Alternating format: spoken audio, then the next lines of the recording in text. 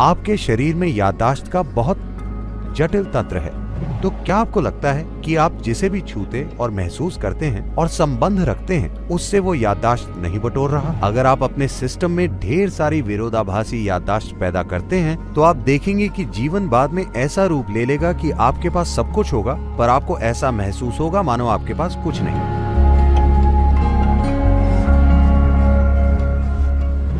कोई और आगे बढ़ चुका है, अगर आप उसी जगह पर रुके रहे तब भी दूरी आ जाएगी। देखिए, इसे जीवन के संदर्भ में समझते हैं, प्रचलन के संदर्भ में नहीं, नैतिकता के संदर्भ में नहीं, सही और गलत के संदर्भ में भी नहीं, मगर जीवन के संदर्भ में। जीवन के संदर्भ से मेरा मतलब है, क्या आपको याद है कि आपके परदादा 10 पीढ़ियों पहले आपके परदादा कैसे दिखते थे? नहीं, मगर आपकी नाक उनकी नाक जैसी है, हाँ या ना? हाँ। तो क्या ये सच है कि आपके शरीर में जबरदस्त याददाश्त है?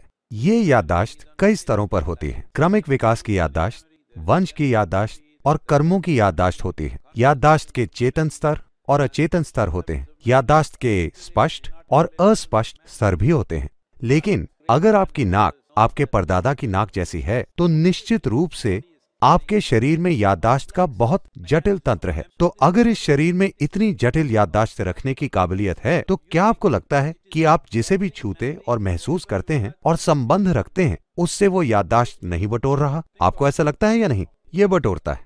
तो ये जबरदस्त याददाश्त इकट्ठा करता है। इसे जानने का तरीका क्या है? देखिए, सीढ़ियां कैसे चढ़नी है, सीढ़ियां कैसे उतरनी है, ये बहुत आसान लगता है, मगर ये आसान नहीं है, ये बहुत जटिल है। आपके शरीर को याद रखना पड़ता है, वरना वो इतनी आसानी से ऊपर और नीचे नहीं जा सकता। आजकल खिलाड़ी मांसपेशियों की याददाश्त की बात कर रहे हैं, अपने सिस्टम में याददाश्त बनाना, ताकि खेल को एक खास कुशलता के साथ खेला जा सके। ये सिर्फ खेल के मामले में नहीं है, ये सिर्फ किसी खास काम में नहीं होता। आप हर दिन बहुत सारी याददाश्त जमा कर रहे हैं, और अगर इस याददाश्त में एक खास प्रकार का तालमेल हो, अगर इस याददाश्त में एक खास तरह की अनुरूपता हो, तो ये याददाश्त लाभदायक बन जाएगी। अगर इस याददाश्त में एक खास स्तर की उथल पुथल होगी, तो आप भले ही सब कुछ जान जाएं, मगर ये याददाश्त आपके खिलाफ काम करेगी, क्योंकि इसके अंदर टकराव और विरोधाभास है। आपने रिश्तों की बात की, तो ये प्रश्न ही इसलिए उठा है क्योंकि ये चीज महत्वपूर्ण है ना? अगर वो महत्वपूर्ण नहीं होता, तो आप पुराने जूतों की जोड़ी की तरह उसे भूल जाते और आगे बढ़ जाते।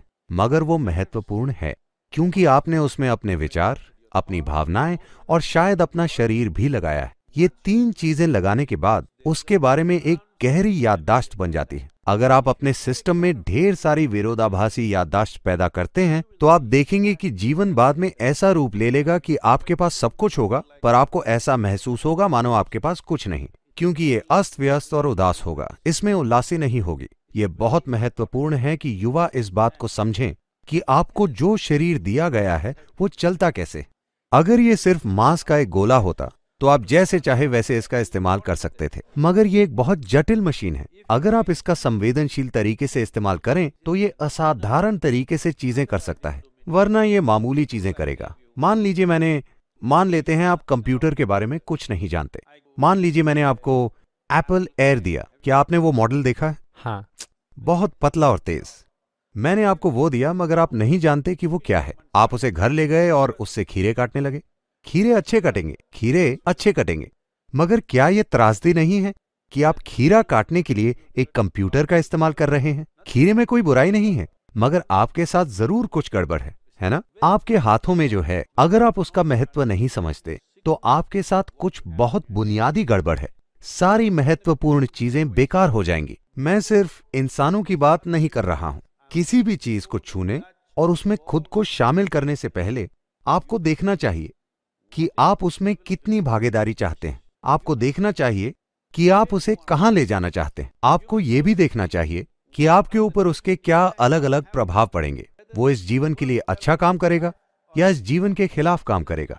आपको सोचना चाहिए, वरना आप एक ढीला जीवन बन जाएंगे। मैं ढीले शब्द का इस्तेमाल नैतिकता के संदर्भ में नहीं कह रहा हूं।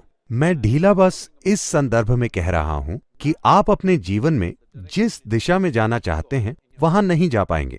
इसमें थोड़ी समग्रता लाना, अपने जीवन में बौद्धिक समग्रता, भावनात्मक समग्रता और शारीरिक समग्रता लाना बहुत बहुत महत्वपूर्ण है।